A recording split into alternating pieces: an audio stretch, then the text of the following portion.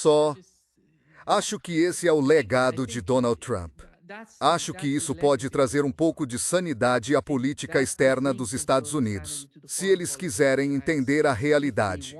Se não seguirem as narrativas e a propaganda da Fox News, da Newsmax e de todo esse pessoal. Porque não é só isso. Veja, o político está falando sobre o assunto. O Financial Times também aborda o tema. Esses veículos são importantes porque estão muito próximos do círculo do poder nos Estados Unidos. Eles veem os limites das Forças Armadas dos Estados Unidos. Existe um limite para o que os Estados Unidos conseguem fazer. Acho que estão chegando a esse ponto. Eles entendem o que está acontecendo. E é interessante porque todo mundo com a cabeça no lugar sabia que esses limites existiam, mas ninguém quis aceitá-los. E agora não dá mais para ignorá-los. Sabe de uma coisa? Existe uma grande desconexão entre a elite política e os militares, entre esses chamados especialistas. E esses generais de alta patente são, na maior parte, figuras políticas. Eles não estão conectados com a realidade do exército. Esse é um grande problema nos Estados Unidos quando você vê coronéis aparecendo e falando. Eles não têm noção do que está acontecendo, por exemplo, na Ucrânia, na Europa.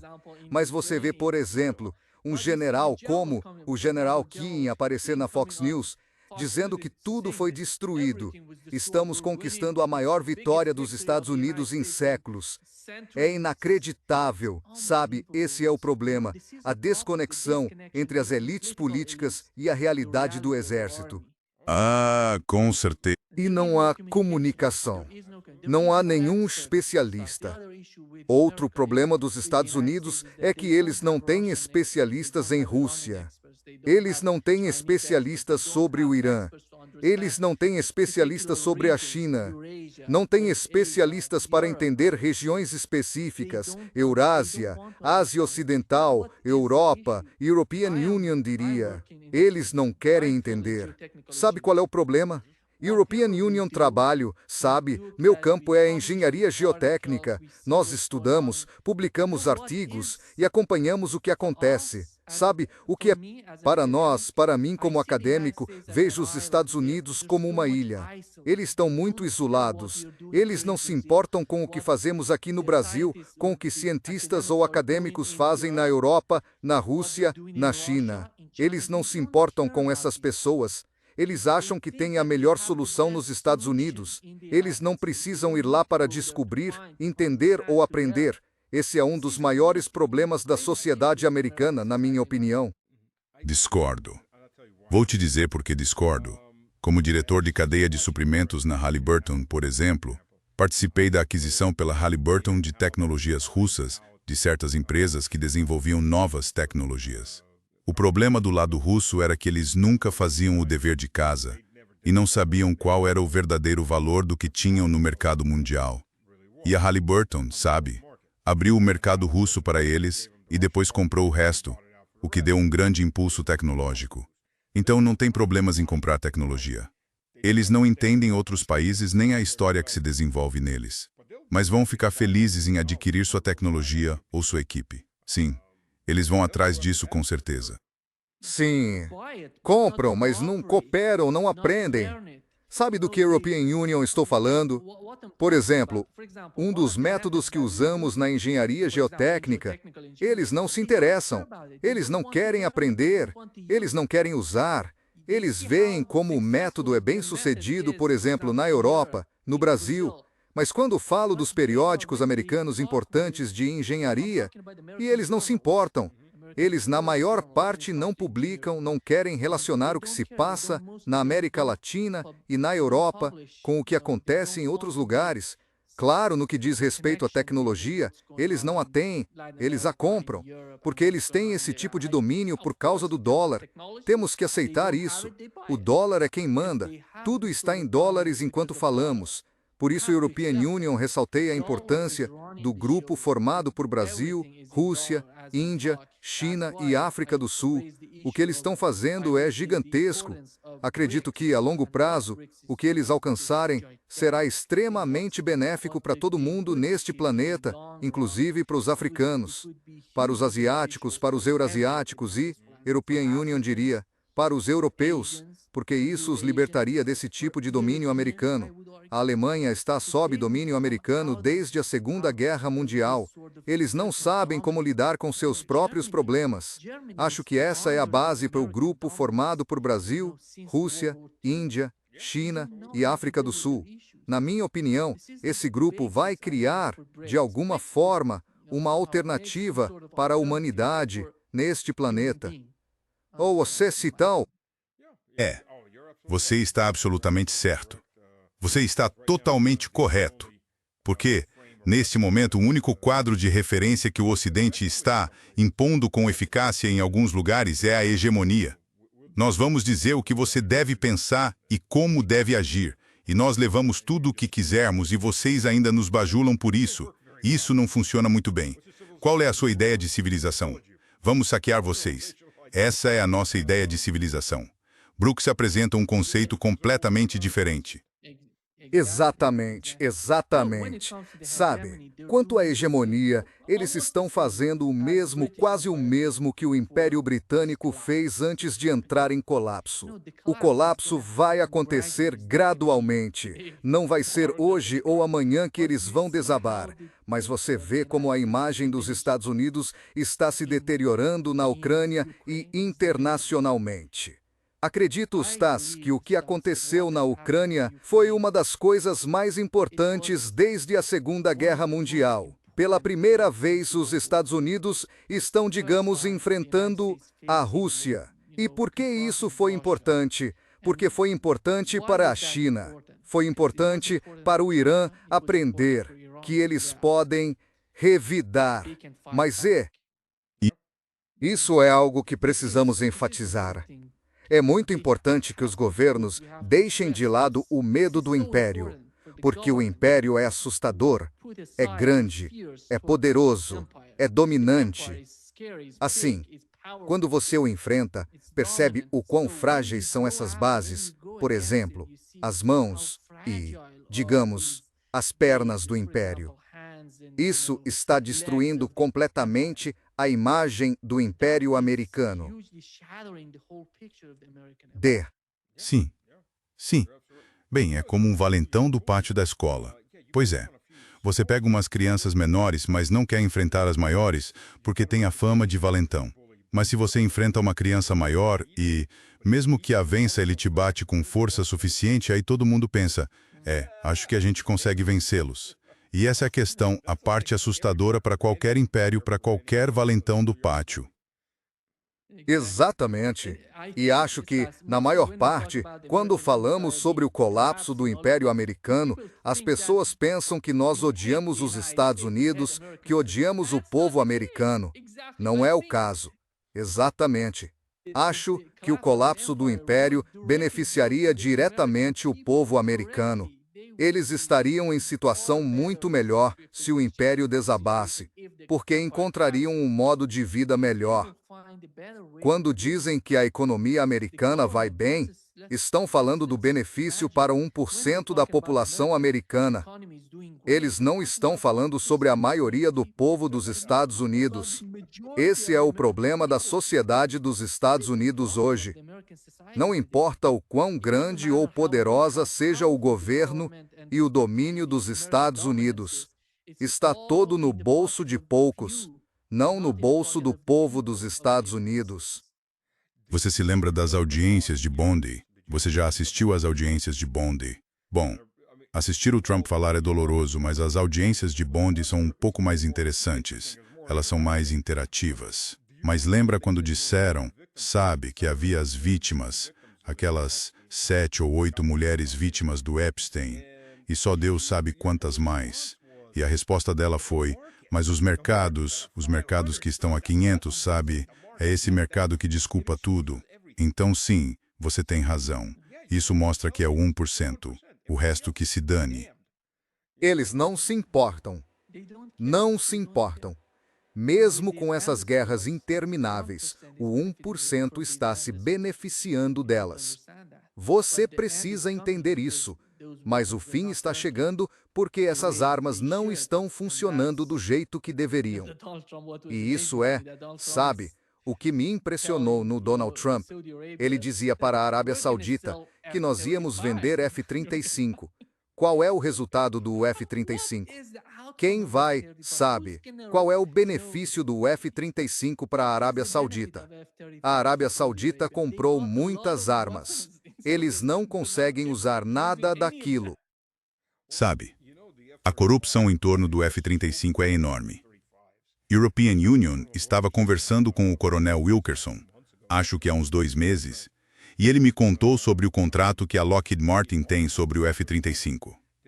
Há subáreas inteiras, como aviônica e propulsão, que técnicos militares não podem mexer.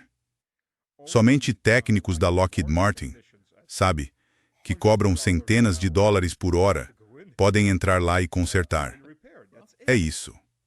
E além do mais, se pensar bem, é uma coisa numa base. Mas se você está num porta-aviões, aquela equipe civil está lá e você os paga 24 horas por dia, 7 dias por semana, estejam trabalhando ou não, porque eles estão no seu porta-aviões. Só a quantidade de dinheiro é enorme, e qualquer um que compre um F-35 recebe o mesmo contrato. Eles acabam comprando junto uma equipe da Lockheed Martin. Exatamente. Você tem que pagá-los pelo resto. Eles estimavam. Não sei se é verdade ou não, porque só o número já é insano. Mas ele disse que estimavam, ao longo da vida útil de um desses jatos, até $1 trilhão. Quer dizer, acho que talvez seja um pouco exagerado, porque parece simplesmente enorme, mas era $500 bilhões. A vida útil de um desses jatos é insana, e o país está comprando dezenas deles. Isso consome o futuro da economia só para manter os engenheiros da Lockheed Martin. Acho que essa é a realidade.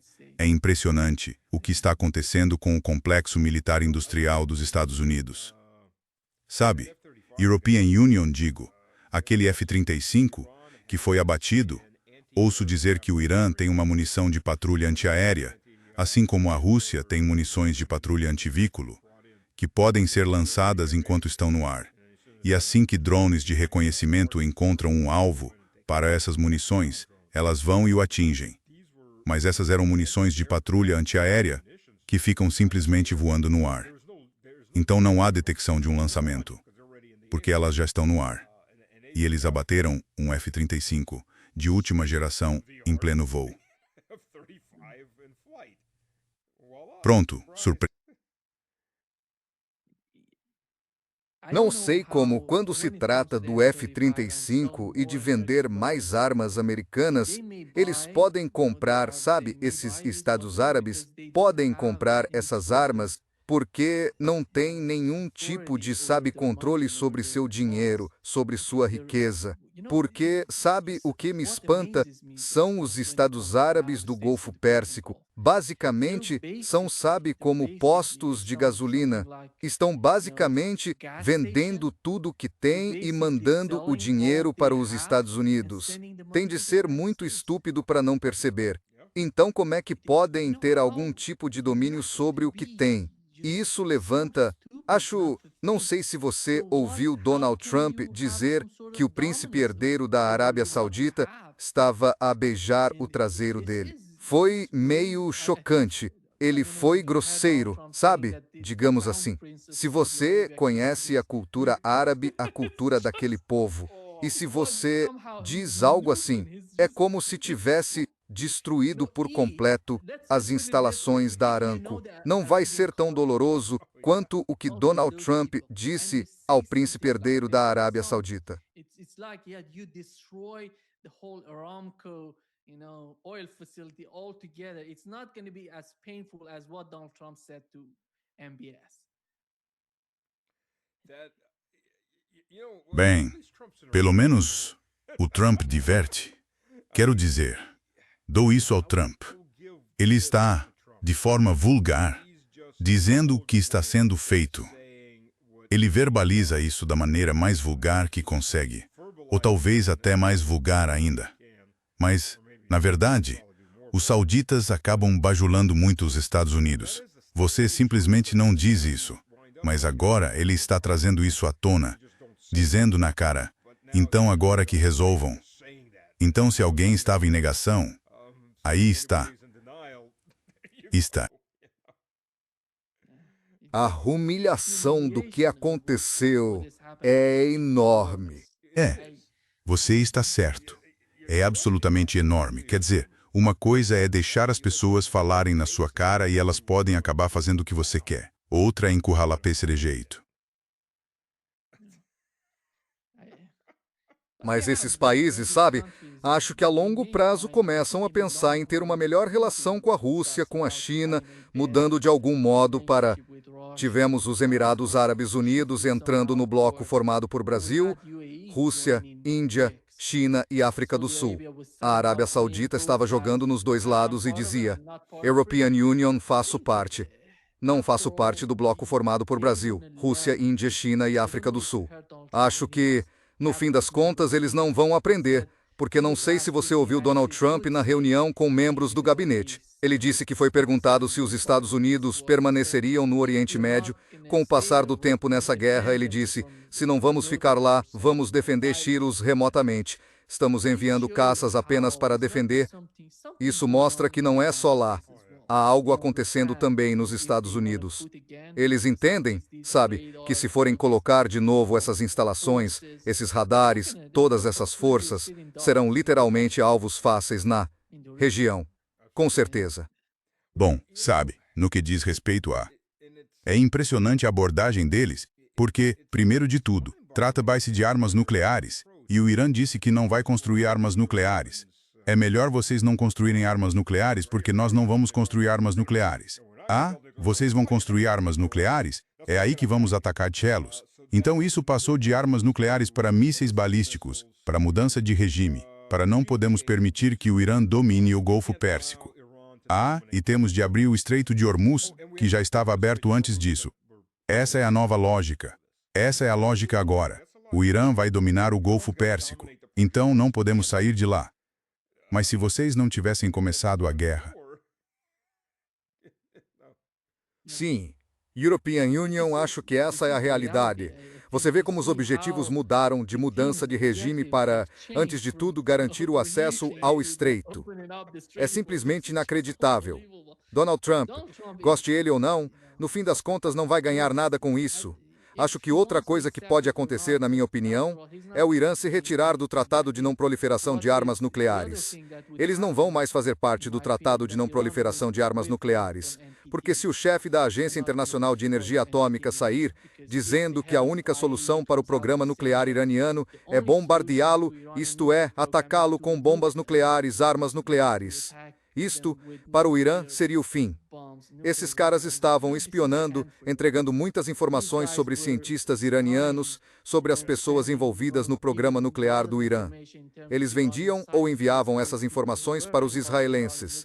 São basicamente agentes de Israel dentro da Agência Internacional de Energia Atômica.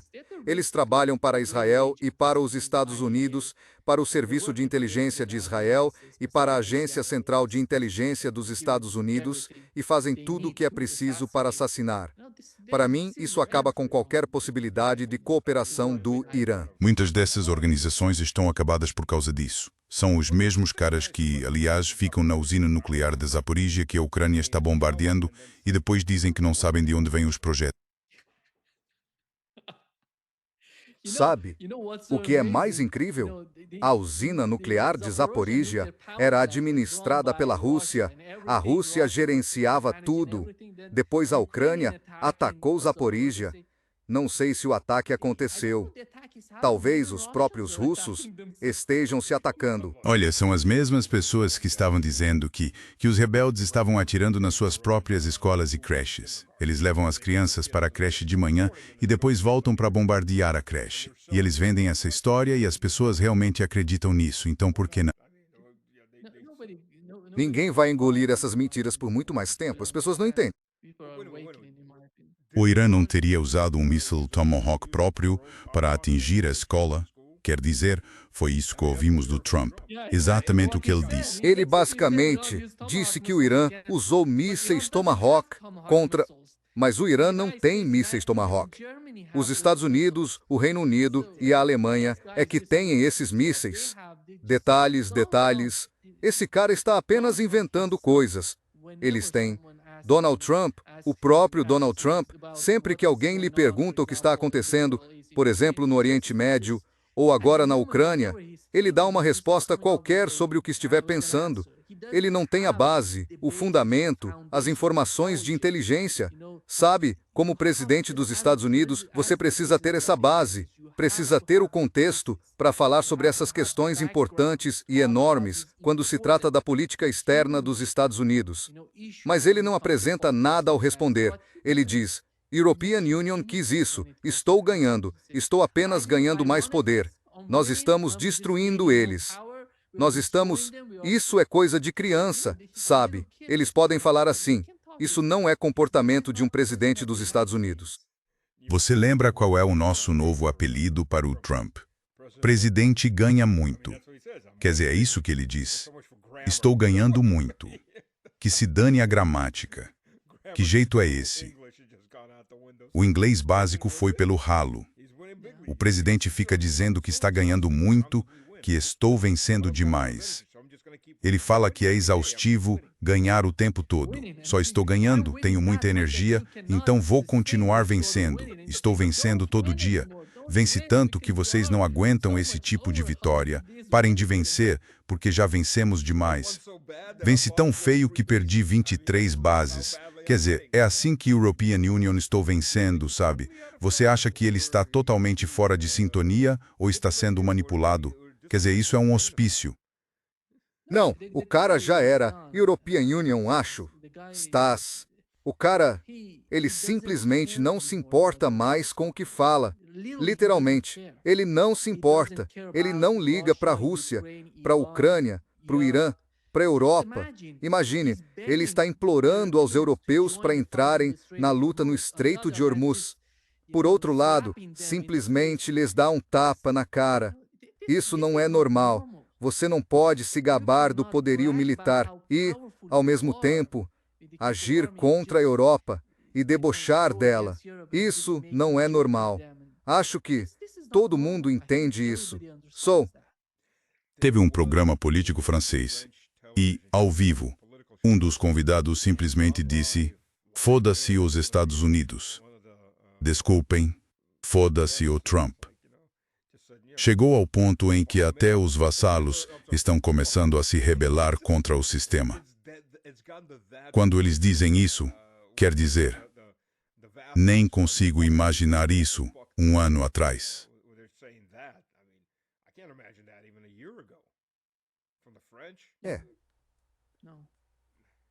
Não. Pois é. Isso é importante. Isso faz parte do que seria o legado de Donald Trump. Este é um dos legados que ele vai, sabe, deixar para trás. Ele vai deixar. E a realidade é que a Europa, acho, tem decisões enormes a tomar. Agora mesmo estão pensando qual seria o futuro da Europa sem os Estados Unidos. European Union, acho. European Union, acho que o futuro da Europa não pode ser definido sem a Rússia. Essa é a realidade da Europa, o mercado do petróleo e da energia. Agora, deixa isso claro para a Europa.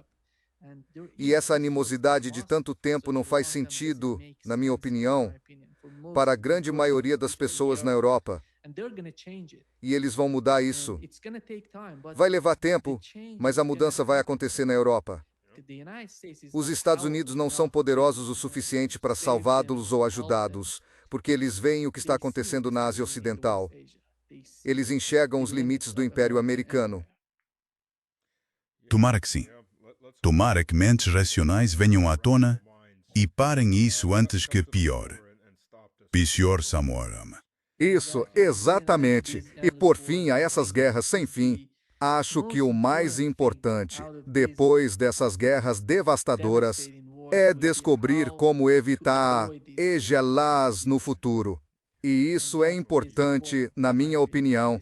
Isso é extremamente importante para todas as pessoas deste planeta.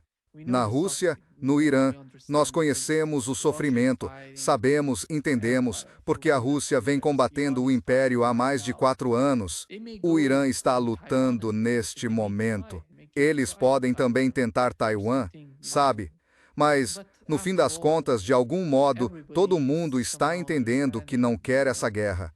Quando eles perderem a capacidade de vender essas mentiras sobre as guerras e seus desfechos, todas as estratégias que têm vão acabar. E European Union, acho que esse momento está chegando. Sim, vamos torcer para que a maioria dos norte-americanos acorde e perceba que não estão melhor. Eles estão apenas um pouco piores por tudo isso. Isso está acontecendo como prevíamos. Está acontecendo. É hora de acabar com isso. Terminar com essa loucura. Nima, obrigado pelo seu tempo. Espero que sua família fique segura. E vamos conversar mais enquanto esse trem insano continua descendo a ladeira e, com sorte, finalmente paramos em algum lugar. Sabe? Obrigado. Obrigado a todos por participarem. Foi um enorme prazer, como sempre. Deixem comentários para ele vai postar o link. Nos vemos no próximo.